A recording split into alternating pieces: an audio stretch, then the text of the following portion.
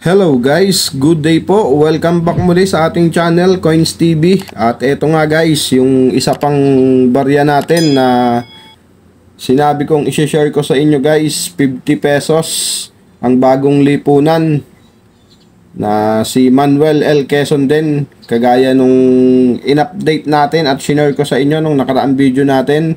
25 piso po yun. Ito ngayon ay 50 pesos.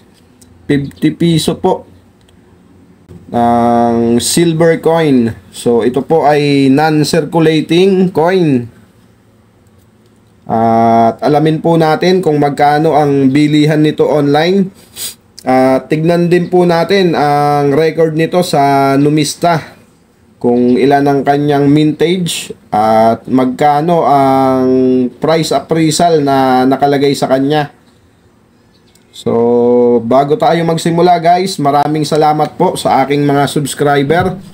At sa mga bago po sa ating channel, welcome po dito sa Coins TV, kung saan gumagawa po tayo ng coin hunting series at coin update na rin po sa mga nahunt natin at sa mga hawak nating coins, kagaya po nito. At wala pa nga po yung baryang iniintay natin, sa katapusan pa yon, kaya baka auno na tayo mag coin hunting guys, dahil wala pa yung ating barya. So tignan po natin kung ano ang makikita natin dito sa obverse at reverse ng baryang ito. Pero bago yan, baka po hindi ka pa po nakasubscribe, pasuyo na po ng subscribe button guys. At paki-like and share po ng ating video, at yung bell button guys, huwag nyong kakalimutan para po updated kayo sa mga susunod pa nating coin update at coin hunting. So eto guys, ito nga ay non-circulating coin. May taon siyang 1978. So ang kanyang composition ay silver 925.925 at ang kanyang weight ay 27.4. Ang kanyang diameter ay 40 mm at ang kanyang thickness ay 3 mm at ang kanyang shape round at medal alignment po ang baryang ito. So dito po tayo sa obverse ng baryang ito guys. Ayan, ito po ang obverse ng baryang ito, at makikita natin dito sa bandang itaas ang salitang ang bagong lipunan at ang coat of arms ng Pilipinas at ang kanyang denomination na 50 piso.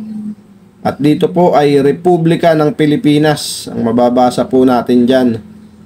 Okay, yan po ang makikita natin dito sa obverse ng baryang ito. At dito naman tayo sa reverse. So ayan, makikita natin ang muka ni Manuel L. Quezon facing right. At ang lumang coat of arms ng Pilipinas guys, yan po yung makikita natin. At ang taon dito na 1878 at 1978. At ang kanyang pangalan dito sa ibaba, Manuel L. Quezon. So ito po ang reverse ng barya. At ngayon naman po ay tignan natin ang record nito sa Numista guys, kung magkano ba ang baryang ito at ilan ang mintage nito. At mamaya po ipapakita ko rin sa inyo ang bentahan nito online. So tara guys, punta tayo dito sa ating source, n.numista.com.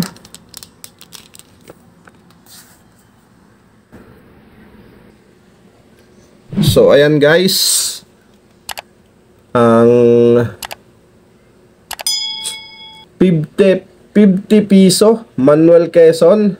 So ayan ang kanyang features guys, makikita nyo rin dyan. At dito nga sa gilid ay may nagbebenta na isa, $99. So isang $1 na lang, $100 na yung kanyang binebenta. So ayan guys, punta tayo dito sa record nito. So ayan, mababasa din natin dyan guys yung obverse, yung reverse ng baryang ito. So ayan guys, ang 1978 guys, ayan, FM parehas. At dalawang klase. Yung unang klase guys sa mintage, meron siyang 9,969. At ang kanyang price appraisal dito lang sa uncirculated condition, 6,200.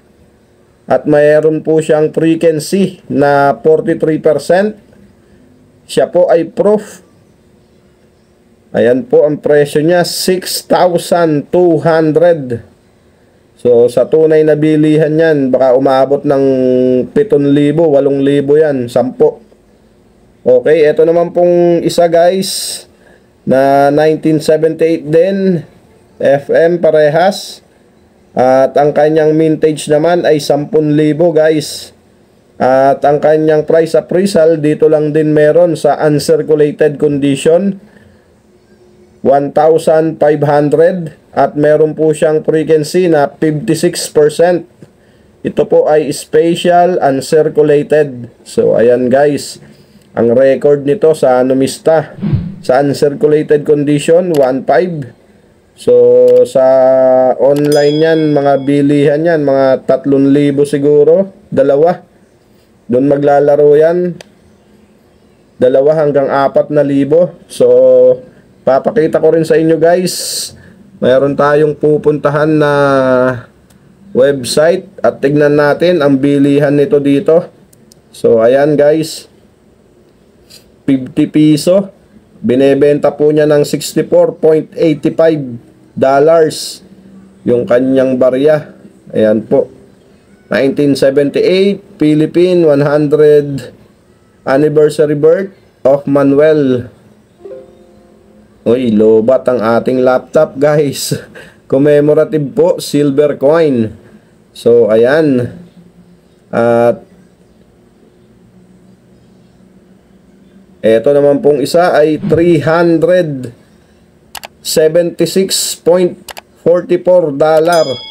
So yun po yung kanyang binebenta, 376.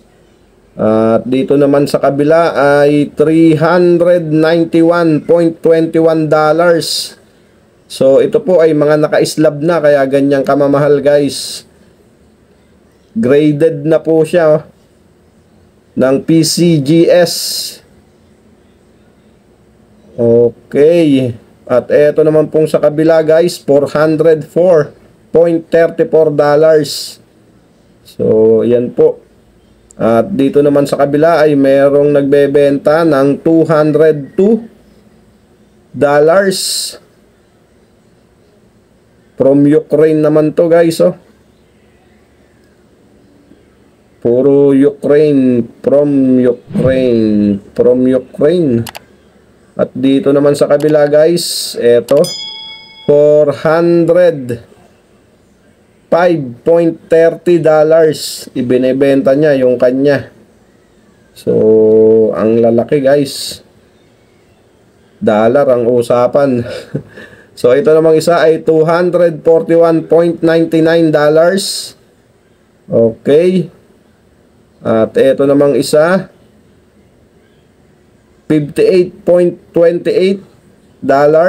So ayan, kayo nang mag-compute sa peso natin guys. At etong isa ay $309.96. So ito naman ay $133.75. Ang dami. At ito ang pinakahuli guys, meron pa pala dito, madami pa, $36.21. At ito namang isa ay $44.31. At ito namang isa ay $48.37. So at itong isa ay $47.2. At ito na nga, ang pinakahuli ay $56.74. So ayan po ang bentahan nito online. At tignan nyo na lang po sa calculator kung magkano ang halaga ng mga nabanggit natin na yon. Okay, at eto nga guys, ang ating isa pa sa mga silver coin na hawak natin. At hindi ko po ito hiniram guys. May nagko-comment kasi na yung mga collector daw na mga magkakaibigan ay naghihiraman lang ng coins Umiikot lang. So ito po, wala pong may-ari nito guys, kundi ako lang. At ito ay nakatago doon sa mahiwagang baul. So nakalkal ko lang to nung isang araw, binisita ko at tinignan ko nga rin sila dahil ang gaganda talaga nila at iba talaga yung saya kapag meron ka nito guys. Parang stress reliever na rin to. Pag nakikita ko sila ay syempre masaya tayo sa ating mga koleksyon. Okay, maraming salamat guys sa inyong pagsama dito sa ating coin update. At isinare ko po sa inyo. So maraming salamat guys. Keep safe and God bless.